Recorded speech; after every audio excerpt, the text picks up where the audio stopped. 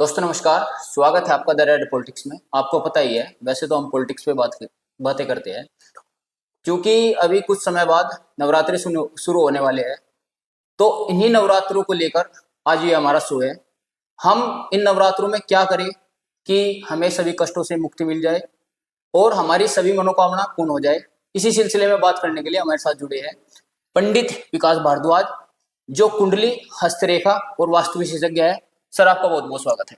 नमस्कार। ओम सर्वमंगल मांगल्ये शिवे सर्वाद साधिके शरणे त्र्यंबके गौरी नारायणी नमोस्तुते। या देवी सर्वभूतेषु शक्ति रूपेण संस्थिता नमस्तस्ते नमस्तस्ते नमस्तस्ते नमो नमः। सभी दर्शकों को जय माता की। जय माता दी। और आगामी चैत के जो नवरात्रे हैं उनकी हार्दिक शुभकामनाएं। जी सर, मेरा पहला सवाल ये है, जी नवरात्रों को लेकर बड़ी मन में दुविधा रहती है जी जी कि हम अपनी पूजा, सबसे पहले सर आप पूजा की विधि बताओ कि हम पूजा की विधि किसी तरीके से शुरू करें। सबसे पहले उसमें क्या क्या सामग्री ले, ताकि हमने जो उपवास रखा है उनका फल हमें पॉजिटिव रूप में मिले और हमें सामने लगे कि हमने नवरात्रि रखे थे और इसका फल हमें मिला है। दरअसल क्या है, नवरात्रि के प्रत्येक दिन जी माँ भगवती के 9 स्वरूप की हम पूजा करते हैं। जी और ये 9 स्वरूप में प्रतिदिन एक स्वरूप की हम पूजा करते हैं। जी जी जैसे माँ भगवती के स्वरूप में शैलपुत्री है, जी ब्रह्मचारिणी है, जी चंद्र घंटा है, जी कुष्मांडा है, श्री स्कंद माता है, जी और कात्यायनी देवी है, जी कालरात्रि है, जी महागौरी है, जी सिद्धिदाती है। जी इन स्वरूप का हम प्रतिदिन एक स्वरूप को प्रतिदिन रोज एक स्वरूप की पूजा हम करते हैं। जी इन पूजा को करने के लिए सर्वप्रथम हम क्या करें, जी पहले अपने घर के वातावरण को पवित्र बनाएं, जी शुद्ध बनाएं।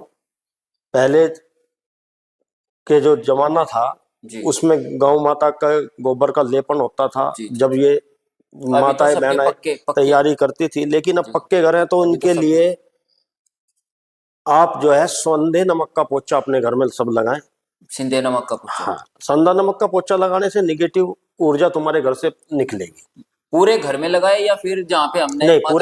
पूरे घर में लगाएं। अच्छा अच्छा अच्छा। और उस स्थान को थोड़ा पवित्र वहां पे भी लगाएं, थोड़ा गंगा जल छिड़कें। जी और सर्वप्रथम हम एक कलश की स्थापना वहां करें, और उस कलश की स्थापना में सभी देवी देवताओं का निवास होगा। जी उस कलश की स्थापना करने के बाद ही आगे की पूजा की प्रक्रिया शुरू होगी। सर, कलश हमें एक रखना है या दो?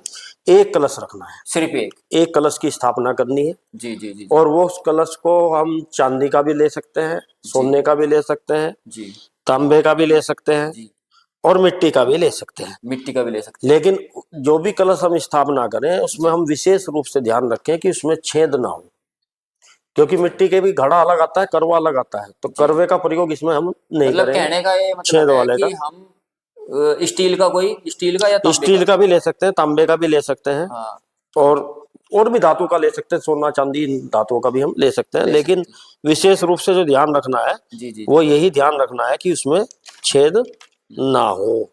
और दूसरी एक सबसे बड़ी बात जो है, जैसे माता की जोत लगती है। देखो, आपकी बात रोक के एक बात कह दूं। हाँ जी बोलो। देखो, जैसे भी हम कलश स्थापना करेंगे, जी जी उस जी कलश स्थापना में बहुत लोग मेरे से पूछते हैं, पंडित जी हमें ये नहीं पता कि कलश स्थापना हम कर रहे हैं जी उसमें क्या सामान रखें, जी जी उसकी स्थापना कैसे करें, जी उसकी क्या विधि है, किस विधि से हम करें। जी वैसे तो हमारा वैभव कुंज आश्रम है शुक्रतार, जी वहां का एक पंचांग नित्य आता है। जी उस पंचांग में हम सब विधि, तिथि वार सहित समय राहु काल समय। सब उसमें हम पूरी विधि के साथ में विस्तृत वर्णन उसका जी जी जी उसमें हम करते हैं। जी परंतु जब अब दर्शक जुड़े हैं जी तुम्हारे, जी जी जी तो इन सबको भी लाभ मिले, जी इसीलिए देखो सब ही नोट कर ले या सब अपना सामान ले ले। जी कलश भरने के लिए पहले तो हमें एक पात्र चाहिए, जो हमने जी बताया, कलश चाहिए, जी गंगा जल चाहिए, जी। मौली चाहिए, मौली जिसको हम कलावा भी बोलते हैं, अच्छा जी। मौली, जी इत्र चाहिए, जी साबुत सुपारी चाहिए, जी दुर्वा चाहिए। जी कलश में रखने के लिए एक दो सिक्का भी उसमें डालें, जिससे घर में लक्ष्मी माता का प्रवेश हो, जी पंचरत्न हो, जी। अशोक के आम के 5 ये पत्ते हो। मतलब पंचरत्न मतलब कहाँ से अवेलेबल हो जाएंगे? ये सब पंसारी की दुकान पे 10-10, 20-20 रुपए में मिलने वाला सामान है, पूजा का सामान। अच्छा, पूज पंसारी की दुकान तो पे मिल सकता है या हाँ, फिर जो पूजा का सामान पूजा का बेचते हैं सामान मिलता है उनके यहाँ भी मिल जाएगा। पंचरत्न, अच्छा। ठीक है ना। जी जी जी अशोक के पत्ते ले 5, जी एक ढकने के लिए ढक्कन उस कलश को, जी। और चावल। चावल। चावल जो लेना वो जी। टूटे हुए चावल नहीं होने चाहिए, पूजा में टूटा हुआ चावल वर्जित है। ज, दर पैर लोग घर से निकालते हैं, मुट्ठी भरते हैं, रख दिया, ऐसे उसको पूजा में हमें चावल यूज नहीं करना चाहिए। जी और चावल को हमेशा घर के ही चावल हो, उनको पहले साफ कर लें और उनको देख ले कि वे टूटा हुआ ना हो, जिससे हमारा जो है पूजा का जो कर्म है वो अच्छी प्रकार से अच्छी भांति पूर्ण हो, उसमें कोई रुकावट ज्यादातर ना तो है। सभी भक्त वे चावल यूज करते हैं। ज्यादातर की बात बता रहा मैं, जैसे हमने कोई खाया वो डिब्बा उसमें से लिया और उसी में से रख दिया, उसमें ये आप भी नहीं देखा कि हमने कौन से हाँ, टूट रहे हैं कौन से। बिल्कुल बिल्कुल, ज्यादातर लोग ऐसा ही करते हैं, लेकिन आप चावल लो, घर के लो, जो खाते हैं उनको ही लो, लेकिन उनको साफ कर ले जी। और उनमें ये ध्यान रखें कि वो चावल टूटे हुए ना हो। ना हो। एक पानी वाला नारियल जी। और लाल 1.25 मीटर लाल कपड़ा, एक फूल माला। अच्छा, एक पंडित जी, भक्तों के मन में प्रश्न रहता है कि हम घी का दीपक जलाए या तेल का जलाए, घी का ले तो कौन सा ले देखो, इसमें? आज के युग में घी बड़ा मिलावटी आ रहा है। जी। तुम्हें पता, उसमें चर्बी भी मिलाई जा रही है, उसमें अभी चर्बी मंदिरों है, में भी जोत में हड्डियों रोज का वो पकड़ा है, गया है, उसमें बहुत पाम सारी ऑयल भी चीज। मिल रहा है, जी उसमें बहुत चीज मिल रही है। जी यह तो देखो, घी का दीपक शुद्ध होता है। जी। ये अगर कि जिनके घर का घी है वे अपने घर के घी का ही दीपक जलाएं, और जिनके घर का घी नहीं है वे लोग तिल के तेल का दीपक जलाएं। कलश स्थापना के लिए हमने बता दिया था। जी जी जी उसके बाद में माता की एक चौकी लगाएं, जी। उस चौकी पर माता के स्वरूप को, फोटो विराजमान को करें। विराजमान करें। जी जी और धातु की मूर्ति भी हम लगा सकते हैं। धातु की मूर्ति की पूजा करना भी देवी भागवत में अच्छा बताया है, जी जी। तो उसकी धातु की मूर्ति भी हम लगा सकते हैं। हम्म, और उस पर एक स्वच्छ अच्छा कपड़ा बिछाएं, जी जी। जिस पर माता की चौकी को विराजमान करें, हम्म, माता के स्वरूप को हम विराजमान करें। और कलश, एक बात का ध्यान रखना चाहिए हमें जी। कि कलश को हमेशा अपने दाईं तरफ रखना चाहिए। और सर, जैसे हमने मंदिर का सेटअप लगाया, चौकी लगाई, तो माता का मुंह किस साइड होना चाहिए? उनका मुख पूर्व या पश्चिम की तरफ होना चाहिए, मुख पूरब या पश्चिम, या पश्चिम? बस। अच्छा अच्छा अच्छा। और सर, जैसे हमने माता की मूर्ति लगाई क्योंकि तो? माता का मुंह पूरब को होगा तो हमारा मुख पश्चिम हो जाएगा जी पूजा करने में, जी। और हम उनका मुख पश्चिम होगा तो हमारा पूरब हो जाएगा। अच्छा अच्छा। तो अपनी मुद्रा भी पूरब या पश्चिम रखनी है? हम अपनी कोशिश हमें ये करनी चाहिए कि हमारा जी। मुख पूजा करते समय पूरब की तरफ हो। अच्छा, दूसरी एक बात और है पंडित जी, अगर हम माता की मूर्ति लगा रहे हैं तो दुर्गा की लगाए, लक्ष्मी की लगाए या काली की लगाए, इसमें इसका बताओ थोड़ा। देखो, माता का तत्व रूप से तो सबका एक ही है, जी लेकिन माँ का अष्ट भुजाओं वाला, अष्ट लक्ष्मी का, हम उसमें माता दुर्गा का अच्छा, स्वरूप माता लगा, दुर्गा का वो शेर के साथ है क्योंकि जो? उसमें क्या है कि उसमें सभी स्वरूप माता के विराजमान है। जी दुर्गा के रूप में माता के सभी रूप विराजमान है, उसमें काली भी है, वो भी है, सभी माताएं उसमें समान रूप से विराजमान है। तो माता दुर्गा के अष्ट रूप को लगाए, अष्ट भुजाओं वाले को शेर के साथ में, जी। वो वो चित्र जो फलदायक ज्यादा है है। बड़ा फलदायी रहेगा। अच्छा पंडित जी, मेरा अगला प्रश्न है, नवरात्रों में हम किस किस बात का ध्यान रखें कि वे काम तो हम कम से कम इन नवरात्रों में ना करें, अगर वे हम करते हैं तो उनका निश्चित ही हमें दंड मिलेगा? देखो, ये वैज्ञानिक युग है, जी फास्ट युग है, जी जी जी जी लेकिन वैज्ञानिक दृष्टि से भी ऋतु परिवर्तन होता है जी और हमारी जीवनी शक्ति का ह्रास होता है, रोग प्रतिकारक शक्ति हमारी कम होती जी है। इसीलिए ऋतु परिवर्तन में हमारे शास्त्रों में, हमारे संतों ने, हमारे ऋषियों ने जी पहले से ही ये व्यवस्था हमारे लिए की है कि हम जब भी ऋतु परिवर्तन होता है, चाहे अब हो, जी चाहे तुम्हारा श्राद्ध में हो, शरदीय नवरात्रे हो चाहे बसंत नवरात्रे हो, दोनों में ऋतु परिवर्तन होता है। इसलिए ये 9 दिन तक उपवास करने का एक परंपरा संतों द्वारा बनाई गई है, ऋषियों द्वारा बनाई गई है, जिससे कि हम शारीरिक रूप से, मानसिक रूप से और आर्थिक रूप से मजबूत हो सके। जी जी जी। इसलिए ये क्रम युगों युगों से चलता चला आ रहा मतलब कहने का मतलब ये है है। आपका तो इस कि विषय में हमें ये ध्यान रखना है जी कि हमारा मन शुद्ध हो, जी तन हमारा पवित्र हो, जी मन भी पवित्र हो, और हम ईर्ष्या, द्वेष, काम, क्रोध, लोभ, मद, वात्सल्य और वासना, जी इनसे बचकर माता की शरण होकर माता की उपासना करें जी और उनकी शरणागति प्राप्त करें जी। और ब्रह्मचर्य का पालन करें। ब्रह्मचर्य का सपोज करो कोई घर है, उसमें 2 व्यक्ति, एक लेडीज एक पुरुष उपवास रख रहे और बाकी भी जेंट्स है उसमें, तो सभी को ब्रह्मचर्य का देखो, कोई कम से कम, व्रत रखे ना रखे, लेकिन ये भी तो ब्रह्मचर्य भी तो एक व्रत है। मतलब कहने का मतलब ये है सभी, ये सभी हिंदुओं के लिए है हाँ, कि अगर 9 दिन नवरात्रों में, नवरात्रि है तो नवरात्रों कम में से कम। देखो, नवरात्रों में जी माता जगदम्बा जी सभी के घर में आप विराजमान होती है, जी तो जी वो सभी के घर में आती है। जी और जब तुम्हारे घर में माता शक्ति का प्रवेश हो, जी उस समय हमें गलत काम से बचना चाहिए जी और ब्रह्मचर्य का पालन करना चाहिए, कि जिससे माता का वास हमारे घर में रहे, वो हमारे घर को छोड़कर ना जाए और हमें भी इन नवरात्रों का पूर्ण फल प्रदान हो। मतलब कहने का मतलब ये है पंडित जी आपका कि हम व्रत रख रहे हैं या नहीं रख रहे इस बात से कोई मतलब उससे नहीं है, ज्यादा कम से कम आप ब्रह्मचर्य का पालन तो जरूर करें। बिल्कुल करें, ठीक। ब्रह्मचर्य का पालन करें, सत्य का पालन करें, जी जी जी। चोरी से, चुगलखोरी से, इन चीजों से हम बचें और भगवान के, माता रानी के समीप रहें। अच्छा पंडित जी, मेरा अगला सवाल है, अगर नवरात्रों में किसी कारण से हमारा उपवास टूट जाता है तो क्या निश्चित ही हमें इसका दंड मिलेगा? देखो, उपवास टूटने के भी कई कारण हैं। जी एक जाने अनजाने में व्रत टूट जाता है, जी उसके उसके लिए तो माफ है, उसके लिए तो कोई भगवान की तरफ से दंडात्मक कार्रवाई है नहीं, जी जी जी उसका भी प्रायश्चित करना चाहिए। जी जी। और अगर जानबूझ के करते हैं तो वो निश्चित रूप से उसका दंड मिलता है और उसका उसका पश्चाताप भी जल्दी से हम नहीं कर पाते। उसमें सबसे बड़ा कारण, अगर हमने, अगर हम एक उपवास हमने रखा है और हमने ब्रह्मचर्य पालन ना करके उसका हमने ब्रह्मचर्य नियम पालन भी तोड़ एक दिया ब्रह्मचर्य तो पालन उस भी एक व्रत ही है, एक उपवास ही है, व्रत ही है, वो भी एक तो उपवास उसका दंड हमें निश्चित ही है, मिलेगा। निश्चित मिलेगा। उससे क्या होगा कि हमारे घर की जो गृहिणी है, जी उनके शरीर के अंदर बीमारियां पैदा होंगी।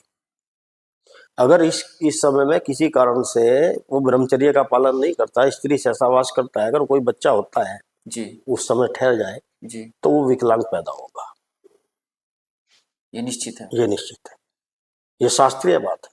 मतलब अगर कोई पुरुष और स्त्री में से कोई एक उपवास रख रहा और उसने ब्रह्मचर्य का पालन वो तोड़ दिया। उपवास रख रहा है नहीं रख रहा, जी जी जी उपवास और ना उपवास की तो यहाँ कोई बात नहीं आई। जी जी जी। यहाँ केवल बताया है कि इन दिनों में, अच्छा, इन दिनों में, इन दिनों में, नवरात्रों वाले, नवरात्रों के दिनों में, अमावस्या के में, एकादशी को, पूर्णिमा को, जी ये कुछ तिथियां शास्त्रों में वर्जित हैं इस काम के लिए। क्योंकि कारण से, अगर किसी कारण, देखो, अगर बच्चा नहीं ठहरता जी जी जी तो शरीर को हानि होगी। जी वो जो पुरुष है, स्त्री है, दोनों के स्वास्थ्य में कमी आएगी, 100% आएगी। अगर किसी कारण से बच्चा ठहरता है तो वो विकलांग पैदा होगा। इसीलिए ये बच्चे जो विकलांग पैदा होते हैं, ये इसी कारण से होते हैं, जो अमावस्या, पूर्णिमा, नवरात्रे, पर्व पर्व के दिनों में जो संभव करते हैं, जी। इसी वजह से ये दिक्कतें आती हैं। सर, हम इन 9 दिनों में 9 देवियों की पूजा करते हैं। इसमें शैलपुत्री, ब्रह्मचारिणी, चंद्रघंटा, कुष्मांडा, स्कंदमाता, कात्यायनी, कालरात्रि, महागौरी और सिद्धिदात्री है। इन 9 दिनों में वे कौन सी देवी है जिसे प्रसन्न करना बहुत आसान और जिसे खुश करना बहुत मुश्किल? देखो, माता एक ऐसा शब्द है कि जिसको सुनने से ही पता लगता है कि बच्चे के पास वो पूरा मल में, मूत्र में कैसे भी लिपटा रहे, जी जी जी और वो 2 बार कह दे माँ, तो माँ उसको कोली से भर लेती है, देखती नहीं है। जी कि ये मल से बना है या मूत्र से भीगा हुआ है, ये गंदा है, उसको देखती नहीं। इसीलिए ये तो धरती की माता है और वो जगत माता है। तो ऐसा नहीं है कि वो अपने बच्चे पे प्रसन्न ना हो या उसके लिए उसे कुछ विशेष करना पड़े। उस बस उसको अपनी माँ को प्रार्थना से हृदय से पुकारना है और उसी से वो माता प्रसन्न हो जाएगी।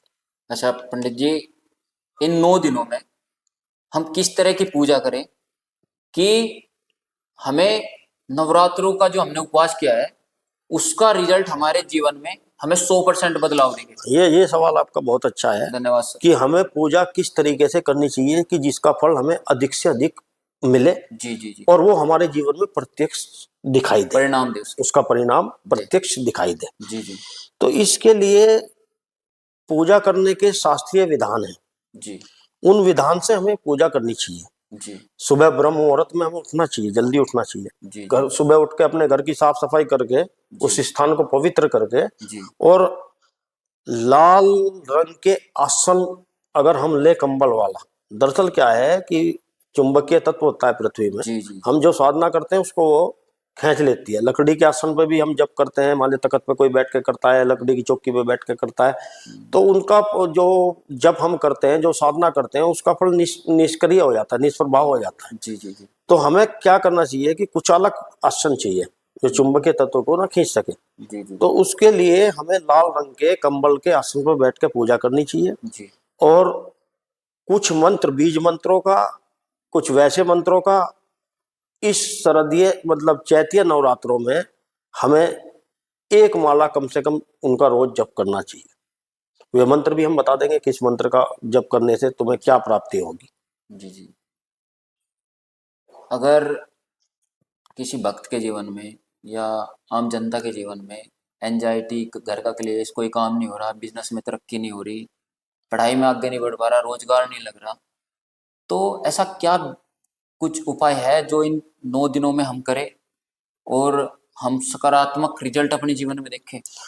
ऐसे अनेकों उपाय भागवत में बताए गए हैं, देवी भागवत में जी, मतलब एक कहने का व्यास मतलब जी ये है, द्वारा। अगर हम परेशानियों के चक्रव्यूह में फंसे हैं और हम देखो, अ, प्रत्येक मनुष्य किसी ना किसी समस्या से ग्रसित है। जी जी जी जी चाहे वो धन से ग्रसित है, चाहे स्वास्थ्य से ग्रसित है, चाहे बच्चों से पीड़ित है, वो उसको किसी ना किसी चीज से पीड़ित है। जी तो शास्त्रीय ने हमारे शास्त्र में ऐसे ऐसे उपाय बताए गए हैं जिनसे हम उन से छुटकारा पा सकते हैं। जी तो उनमें एक आपने पूछा कि सब समस्याओं का एक ही समाधान का हाँ एक जी, उपाय है। एक ही समाधान, अगर हमारे बिजनेस नहीं चल रहा, हम कर्जे में हैं, जॉब अगर नहीं लग आपको रही। काम धंधे में तरक्की नहीं मिल रही और भी है, तो उसके लिए आपको क्या करना है, अष्टमी, जो नवरात्रों की अष्टमी पड़ेगी, जी जी अष्टमी के दिन सुबह जी बेल के पत्र लें। जी बेल पत्र होते हैं ना जो भगवान शंकर को हम चढ़ाते हैं, जी जी जी वे बेल पत्र लें और उस पर लाल चंदन से जी। तिलक लगाएं तीनों, उस पे तीनों इस वाली उंगली से, अच्छा, ये वाली उंगली। इस वाली उंगली से जी जी जी ऐसे तीनों पत्तों पे निशान मतलब बिंदी लगाए, तिलक जी। करें और वो माता जगदम्बा को अर्पण करें। ओम श्रीम नमः। कितने पत्ते लेने हैं उसके? उसके पत्ते कम से कम 27 हों और 108 चढ़ाएं तो उसका फल उसका फल जल्दी मिलेगा। जल्दी मिलेगा।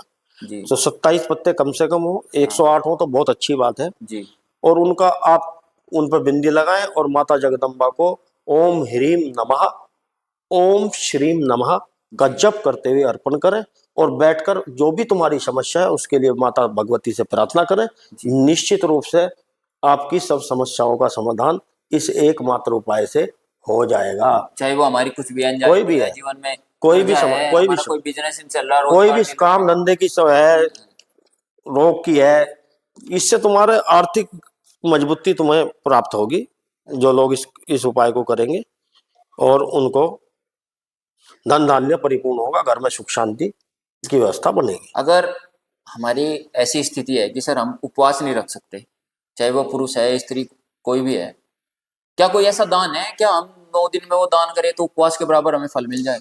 देखो, दान करने से धन शुद्ध होता है जी और साधना करने से मन पवित्र होता है। जी हमारी जो आज्ञा चक्र है, हमारी कुंडली शक्ति है, वे जागृत होती है। जी तो दान से तो धन शुद्ध होता है, दान करने से उसका फल तो पूर्णतः प्राप्त नहीं होता। जी दान करने से केवल हम अपने धन की शुद्धि करते हैं।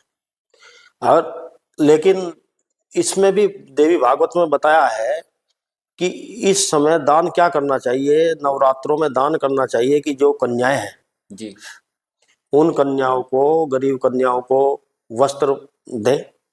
जी जो गरीब कन्याएं पढ़ रही हैं उनको किताबें, पुस्तकें, पेंसिल, उनके डेली प्रयोग की जो वस्तुएं हैं उन्हें वो दें। तो किस एज के बीच में किस कन्या को? देखो, शास्त्र में तो जन्मेजय को वेद व्यास जी ने कहा है कि 1 वर्ष की कन्या से लेके 9 वर्ष तक की कन्या का पूजन करना, उनको अलग अलग तरीके से उपहार देना, जी उन सबका अपना अपना प्रभाव है। जी जी तो 1 वर्ष से 9 वर्ष तक की कन्याओं के लिए करें। 8-9 वर्ष की कन्या का, 8 वर्ष की कन्या को आप दोगे, 9 वर्ष की कन्या को जी उसको वस्त्र दो, उसको जो उसके श्रृंगार का सामान है वो दो, उसको पढ़ने के लिए दो, मतलब किसी भी रूप में हम उसको किसी की अदर दान किसी करें। कन्या की दान करके मदद करते हाँ, हैं। उसकी पूजा करते हैं, हाँ पूजन करते हैं, जी जी तो जी। हमें निश्चित रूप से हम्म। उस दान के फल को प्राप्त हम करेंगे। अगर एक भक्त या फिर कोई भी मनुष्य है वो उपवास नहीं रख पा रहा तो उसका? देखो, जो लोग 9 दिन तक व्रत नहीं रख पाते, जी जी जी जी चाहे वे ऑफिस में बिजी हैं, चाहे जी किसी काम में बिजी हैं, या कोई शरीर से पीड़ित है, तो देवी भागवत में ही व्यास जी ने बताया है जन्मेजय को कि सप्तमी, अष्टमी और नवमी, जी। इन 3 तिथि का व्रत रखने से भी संपूर्ण नवरात्रों का फल आप प्राप्त कर सकते हैं। सप्तमी, अष्टमी सप्तमी, अष्टमी और और नवमी, नौवीं इन 3 दिन का व्रत करने से भी तुम्हें पूरे नवरात्रों के फल की प्राप्ति होगी। हो सकती है। अच्छा सर, अगला हमारा जो प्रश्न है, हम इन नवरात्रों में ऐसा क्या करें कि हमारी जेब से कम पैसा तो ना टूटे, मतलब माँ लक्ष्मी की कृपा हम पे बनी रहे। देखो, माँ लक्ष्मी की कृपा बना रखने के लिए अभी हमने बताया था जो बेल वाला उपाय, बेल पत्र का, जी वो उपाय भी ऐसा ही है कि आपके घर में लक्ष्मी कभी वो नहीं छोड़ेगी नहीं आपको, जी आपके जी घर में उनका वास रहेगा और जेब जी में आपके धन धान्य परिपूर्ण रहेगा। जी इसके अलावा भी आपको क्या करना है, जिनको धन की, लक्ष्मी की, मेरे हिसाब से तो सभी को जरूरत है, सभी को जरूरत है सर लक्ष्मी की। क्योंकि ये जीवनचर्या ऐसी है कि इसके बिना संभव नहीं है, सभी को जरूरत है। तो वे क्या करें, वे बीज मंत्र सहित, एक देवी भागवत में माता लक्ष्मी का मंत्र है, जी और उस मंत्र का एक माला यानी कि 108 बार उस मंत्र को नित्य जप करें जी। स्फटिक की माला पे। इस तो उनके जीवन में, उनके घर में सुख, स्मृति और माता लक्ष्मी की पूर्ण कृपा बनी रहेगी। स्पैटिक, स्फटिक आता है, स्फटिक की ये माला आती है, आम दुकानों से मिल आम जाएगा? पूजा की दुकान पर मिल जाएगा स्पैटिक की माला। स्फटिक की माला से। अच्छा अच्छा। ओम श्रीम ह्रीम क्लीम कमलवासन्यै स्वाहा। ओम श्रीम ह्रीम क्लीम एम कमलवासन्यै स्वाहा। मैं लिख के भी दे दूंगा इस मंत्र को, आप उस पर स्क्रीन पर भी चला देना। स्क्रीन पे चला। लेकिन सर अगर हमारा कोई भक्त बोल नहीं पा रहा, क्या सुनने मात्र से ही? देखो, अगर इस मंत्र को कोई बोल नहीं पा रहा जी जी तो जी। उसको बोल सुनने से भी इसके फल की प्राप्ति कर सकता है। अच्छा सर। सर जैसे हमारे कुछ पढ़ने वाले बच्चे हैं, कुछ पढ़ते नहीं, या फिर कुछ दुविधा आ रही है, तो हाँ, उनके बच्चों लिए? बच्चों के लिए भी है, बच्चों जी के जी लिए जी बहुत उसमें आता है। अगर कोई बच्चा जिसको जीवन में बहुत उन्नति करनी है और विद्या में बहुत आगे बढ़ना है, उसके लिए 2 उपाय भी देवी भागवत में बताए गए हैं। जी जी एक उपाय है कि वो खीर बना के जी उससे गायत्री मंत्र के साथ में, गायत्री मंत्र से आहुति दे, यज्ञ करे, जी जी जी तो उसको विद्या की प्राप्ति होगी, वो तेजस्वी होगा, ओजस्वी होगा, जी जी। और वो बच्चा अपने जीवन में हर चरण में उसको सफलता मिलेगी। मतलब 9 के 9 दिन करने हैं? हाँ, 9 के 9 दिन थोड़ी सी मतलब खीर लकड़ी बनाई। लेके, थोड़ी खीर हाँ, और देसी घी। गायत्री मंत्र बोलते हुए कितने बार? 11, 108 कितना? 21 बार बोल दे, 21 21 बार। 108 बार बोल दे, जी 27 बार बोल दे, जी जी जी जितना भी वो बोल सकता है, जितना कर सकता है, कम जी से जी कम 27 बार बोल दे, ज्यादा से ज्यादा 108 बार बोल दे। जी तो जी उनके उनसे 108 से देनी चाहिए। तो वैसे तो जो 108 बार मंत्र बोल के आहुति देंगे, जी तो जी 108 का एक आंकड़ा है हमारा जो, जी उससे वो जल्दी प्रसन्नता उसको माता गायत्री की, मतलब वो लक्ष्मी पढ़ने में की, तो वो बच्चा सरस्वती होशियार की, होगा ही, उसके जीवन में कष्ट जो भी, जो कष्ट है अड़चन है, वे भी दूर हो जाएंगे। वे भी। और एक उपाय और है कि जी वो इस जो बच्चे हमारे नज़र में बहुत बच्चे ऐसे हैं जिन्होंने अनुष्ठान करते हैं, मतलब वे 7-9 दिन का अनुष्ठान करते हैं जी इन जी दिनों में, जी जी नवरात्रों के दिनों में। जी वे जी सफ़ेद ही वस्त्र पहनते हैं। जी जी जी बच्चों के लिए सफ़ेद वस्त्र पहनने चाहिए। जी और सफ़ेद ही भोजन होना चाहिए। जी यानी कि एक समय में भोजन करें, खीर खाएं, कुछ भी खाएं एक समय जी का भोजन में, मतलब जी व्रत तो रहेंगे ही, व्रत में जी जो खीर बना के वो एक समय खा सकते हैं। जी और वे ओम श्रीम सारस्वती स्वाहा, ओम श्रीम श्रीम सारस्वती सरस्वती स्वाहा, स्वाहा। या ओम एम नमः, ओम एम नमः, इस मंत्र की 11 मालाएं अगर बच्चा रोज करता है, जी उस बच्चे को के विद्वान होने से कोई रोक नहीं सकता। वो वो बच्चा किसी ना किसी क्षेत्र में विद्वान। विद्वान होगा, अपने जिस क्षेत्र में जाएगा उस क्षेत्र में अपना नाम रोशन करेगा। उसकी जीवनी शक्ति और उसके जो कुंडली चक्र है वे सब खुल जाएंगे, और माता सरस्वती की इस पे अपार कृपा बरसेगी, और वो मतलब जो बोलेगा वो भी उसको सिद्धि प्राप्त हो जाएगी। सारस्वती स्वाहा। सर अगला प्रश्न हमारा महिलाओं को लेकर है। कुछ हमारी महिलाएं जैसे उपवास रखती है, जैसे उन्होंने उपवास शुरू करा तो शुरू के या 1-2 दिन बाद में उन्हें माहवारी शुरू होगी, क्या उन्हें अपना उपवास प्रार्थना कंटिन्यू रखनी चाहिए या बीच में ही बंद कर देनी चाहिए? देखो, मासिक धर्म में जब व्रत करना वर्जित है, जी भगवान की पूजा करना वर्जित है, जी और ओम तो गलती से भी ओम शब्द को बोलना नहीं चाहिए। जी ओम मंत्र है, शब्द नहीं है, बीज मंत्र है और सर्वेश्वर मंत्र है। जी तो इस मंत्र का जप उनको नहीं करना चाहिए, और जी। व्रत का भी बीच में ही रोक देना चाहिए, और मासिक धर्म में कभी व्रत नहीं करना चाहिए। अगर कोई महिला शुरू के 2 दिन व्रत करती है, उपवास करती है और उसको माहवारी बीच स्टार्ट होगी, बीच में भी हो जाती है तो बीच में भी उसको व्रत को छोड़ देना चाहिए। मतलब छोड़े किस प्रकार से, मतलब हाथ जोड़े भगवान से कहेगी हाँ, मैं बस प्रार्थना करे माता रानी से कि मैं मजबूर हूँ। मैं मजबूर हूँ। बस अपने बस अपने इसका मानसिक इसका कोई ऐसा तो नहीं है कि उसका कोई पाप दोष उसको नहीं लगता। अगर वो व्रत करती है तो उसे पाप दोष की हाँ, वो फिर भागी होगी। फिर वो भागी होगी, फिर जी वो जी भागी होगी। सर, एक कोई ऐसे मतलब कोई चीज है, जैसे हमारा कोई काम नहीं बन रहा, हमने लाख कोशिश कर ली, हमारा बन नहीं रहा, क्या हम नवरात्रों में कोई ऐसा संकल्प ले सकते हैं कि हम माता को साक्षी मान के हम संकल्प ले रहे और वो हमारा काम 101% हो जाएगा? कोई नवरात्र में माता को साक्षी मान के कोई ऐसा संकल्प है? देखो, संकल्प में बहुत शक्ति होती है। जी संकल्प की शक्ति से ही ये संकल्प से ही ये समस्त चराचर जगत चल रहा है। जी जी भगवान नारायण भी संकल्प के द्वारा ही सृष्टि को चला रहे हैं।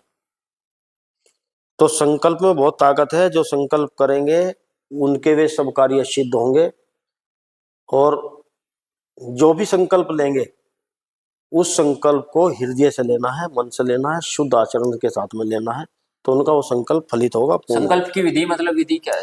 संकल्प की विधि तो बड़ी सिंपल है कि संकल्प तो मन से लिया जाता है, जी जी जी और फिर भी आप गंगा जल हाथ में रखें, चावल हाथ में रखें, थोड़ा पुष्प रखें, और भगवान को और सभी देवताओं का आह्वान कर कर कहें कि हे प्रभु, हम सबको साक्षी मानकर, सब नवग्रह सभी का आह्वान करते हुए हम ये संकल्प लेते हैं। जो भी अमुक जो संकल्प है भी उसका, हमारा संकल्प है वो उस किसी। संकल्प को लें और भगवान से प्रार्थना करें कि आप मेरे संकल्प में दृढ़ता आप ही लाएंगे, और इसे आप ही पूरा करवा सकते हैं, और उनके श्री चरणों में करके और भगवान से प्रार्थना रोज करें तो उनका संकल्प फलित होगा, पूर्ण होगा।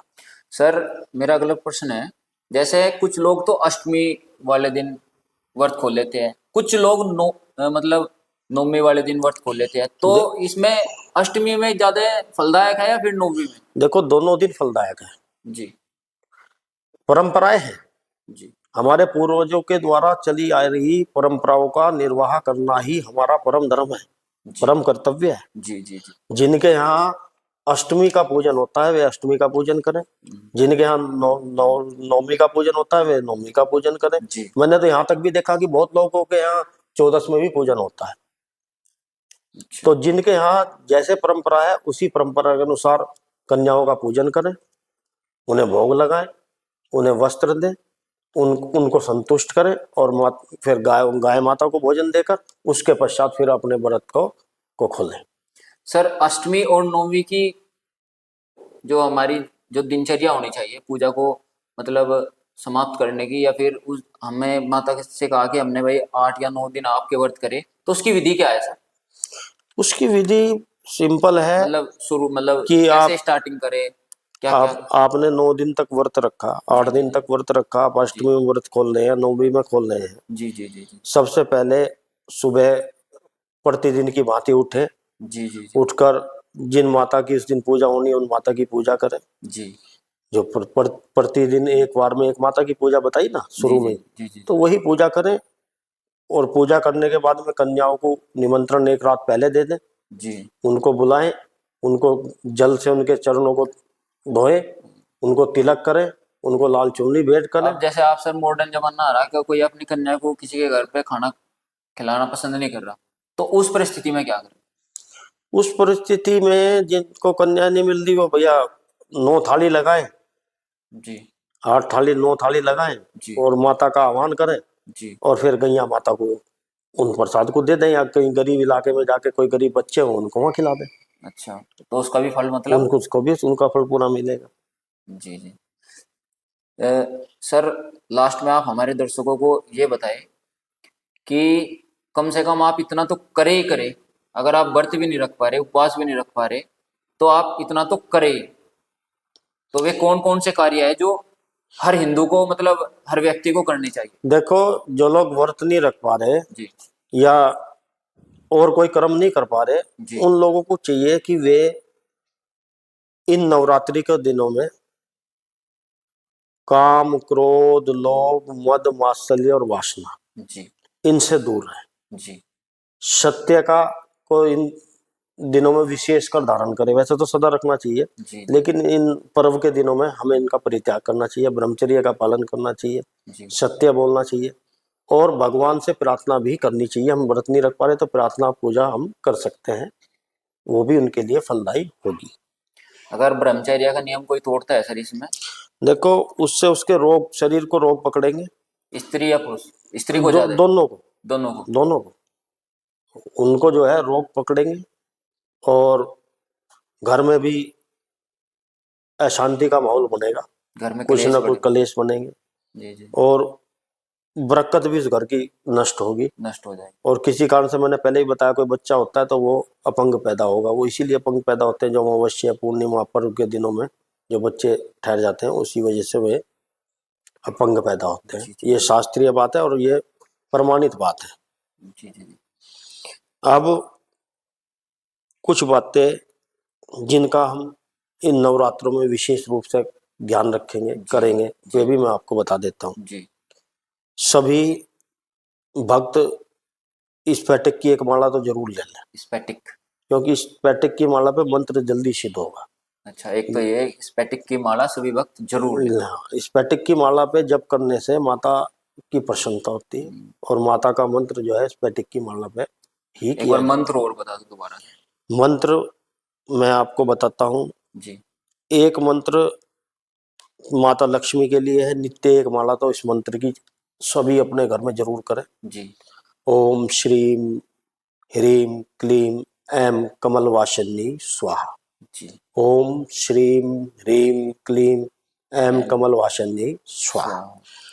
एक मंत्र है ओम श्रीम ओम। ओम श्रीम ओम। तीनों बीज मंत्र है, जी महामंत्र है। जी ओम श्रीम ओम जी देवी भागवत का ही ये मंत्र है जी जो व्यास जी ने बताए हैं। जी जी जी इसका भी जप हमें नवरात्रों में एक माला प्रतिदिन करनी चाहिए। जी और सुबह के समय हमें दुर्गा सप्तशती का पाठ भी करना चाहिए। दूसरा क्या है कि ये कंडा, गोस्सा, जिसे हम गांव में गोस्सा कहते हैं गोस्सा ना, गोस्सा। गाय का, हाँ जी उसको हम कंडा भी कहते हैं। जी उस कंडे पे पतासा, लौंग, इलायची, जी पान का पत्ता, जी ये रोज हमें नित्य माता को अर्पण करना चाहिए। थोड़ा सा घी डालना चाहिए, उससे रोग प्रतिकारक शक्ति बढ़ेगी। घर वातावरण में जो है सात्विक तरंगें उत्पन्न होंगी, रोग और जीवनी शक्ति का विकास होगा। जी। इससे भी पॉजिटिव एनर्जी हमारे घर में सभी को मिलेगी। जी। घर में नहीं, आस पड़ोस में भी मिलेगी। अच्छा जी। ठीक है जी। और और देवी भागवत में और भी कई चीजें, इस पे अगर बैठने बनाए वीडियो बनाए तो कई घंटे की बन जाएगी। हाँ वो तो है सर, लेकिन लेकिन उसमें से आप मैं सार सार मोस्ट, चीज मैंने आपको हाँ बता दी है। जी जी जी उसके अलावा भी क्या करना है कि शाम के समय थोड़ा माता का को कपूर से आरती करें। जी जी जी अपने घर के बाहर एक 11 पत्ते आम के या अशोक के लें, उससे बंदरवाल बनाए, जी हल्दी से स्वास्तिक बनाए। इससे जी आपके घर का वास्तु दोष ठीक होगा, जी पॉजिटिव एनर्जी बनेगी जी और सकारात्मक ऊर्जा तुम्हारे घर में बनी रहेगी। तुम्हारे घर से लड़ाई झगड़े क्लेश, काम धंधे में जो कमियां हैं वे सब दूर होनी चालू हो जाएंगी। अगर हम शाम को मतलब कपूर जलाते हैं तो कपूर जलाने से वास्तु दूर वास्तु दूर दोष होता और है, घर का, क्योंकि पॉजिटिव एनर्जी को ज्यादा सर एब्जॉर्ब उसको करता है। मंदिर में जला के रख देना है या फिर पूरे घर नहीं में? नहीं, आरती करो भगवान के वहीं, पूरे घर में नहीं घुमाने की जरूरत, केवल अच्छा आरती के समय अच्छा, जहाँ। वहां से ही पूरे घर का कलेश मिटा देगा। बिल्कुल बिल्कुल बिल्कुल जी बिल्कुल। और सत्य का पालन करें जी और मन से जो भी काम करें हम अपने मन से करें, जी कलेश से दूर रहें। जी कोशिश करें कि हम छोटी छोटी बातों पे झगड़ा ना करें, घर के अंदर कोई ऐसा माहौल तैयार ना करें कि जिससे हमारे घर में अच्छे की जगह बुरी चीजें प्रवेश करें। प्रवेश कर जाए। तो इन चीजों का हम विशेष ध्यान रखें। बाकी वैभव कुंज हमारा मंदिर है शुक्रतार में, जी वहां से एक पंचांग डेली आता है। जी हम वो व्हाट्सएप नंबर भी आपको दे देंगे, उस जी व्हाट्सएप जी पर रोज ही वो प्रसारित होता है। पिछले 9-10 साल से हम लगातार देते हैं। जी जी जी ये सब सेवाएं हमारी निःशुल्क होती हैं, जी किसी की के लिए कोई वो नहीं होता। एक निर्माण मंत्र है, जी इस निर्वाण मंत्र का जाप करने से और नवरात्रों में इसकी सिद्धि हो जाती है सहज में। जी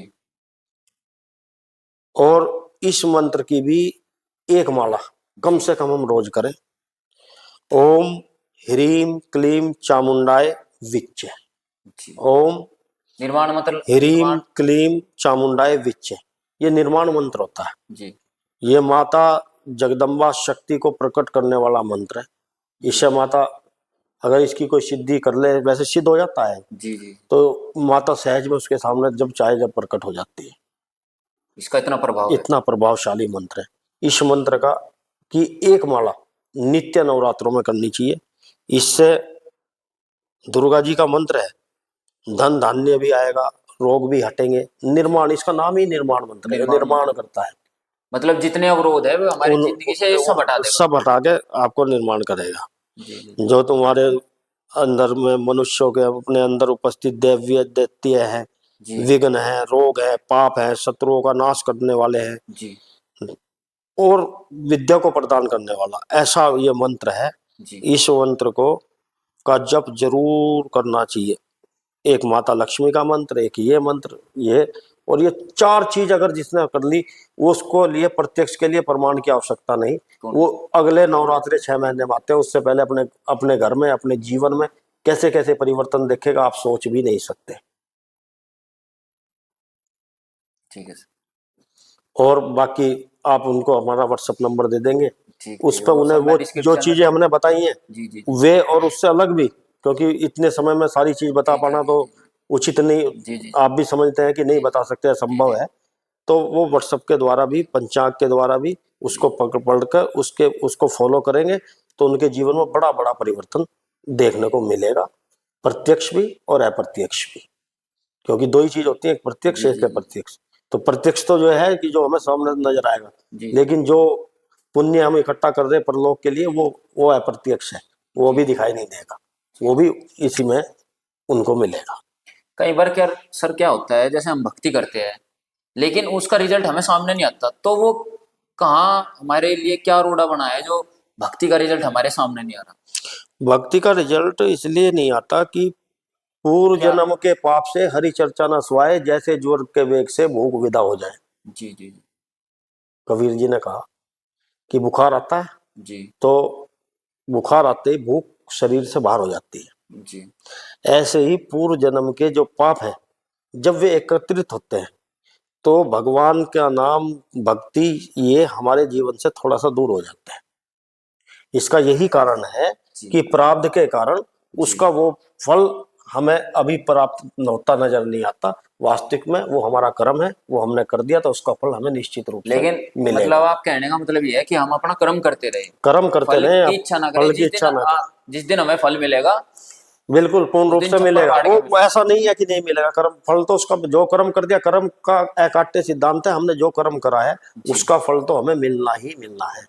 अब मान लिया तार में लाइट विद्युत धारा बह रही है, जी अब हम हाथ लगा के देखें तो क्या जब भी पता लगेगा कि इसमें बिजली है? जी जी बिजली तो उसमें जब भी है जब तुम हाथ जी नहीं जी लगा रहे। हाथ लगाओगे तो झटका लगे ही लगेगा। जी जी जी तो पूर्व जन्म के प्रारब्ध के कर्मों के कारण हमें नजर आता है कि हमें इसका लाभ नहीं मिल रहा, जबकि हमें उसका लाभ मिल मिलता ही रहा होता है। मिलता है। क्योंकि हमारे साथ कितनी बड़ी घटनाएं घटनी है वो हमें पता नहीं है। उन घटनाओं से हमारी कितनी रक्षा उस पूजा को करने से हो रही है उसका हमें अंदाजा नहीं है। अच्छा, ठीक है। तो दोस्तों ये थे हमारे साथ पंडित विकास भारद्वाज, जिन्होंने अपना कीमती समय हमें दिया, और जो भी ये करते हैं बिल्कुल अपने दिल के भाव से और निशुल्क सेवा सभी के लिए करते हैं। इनका कोई पैसा नहीं है किसी चीज को बताने के लिए, किसी चीज को देखने के लिए। एक ये मार्गदर्शक के रूप में कार्य करते हैं। केवल हम तो अपने गुरु का प्रसाद बांटने की कोशिश करते हैं, जी जी बाकी सब परमात्मा की कृपा है, सब जी हमारे पास है, प्राप्त है। साधना हम करते हैं, साधना से हमें सब कुछ प्राप्त है। जी जी हमारे गुरु की कृपा हमारे पे है, गुरु का दिया हमारे पास सारा प्रसाद है। जी इस चीज की हमें जरूरत नहीं है, केवल हम अपने गुरु के ज्ञान को वहाँ बांट रहे हैं। और जो भी काम करती है वो सब माता रानी करती है, जी वो हमारे गुरुदेव करते हैं, जी। उन्हीं के उससे सब कुछ हो रहा है। तो दोस्तों अगर आपको ये हमारी वीडियो पसंद आई हो, प्लीज लाइक करें, शेयर करें और सब्सक्राइब करें। और नवरात्रों में कम से कम उपवास तो जरूर रखो। जय माता दी। जय माता की।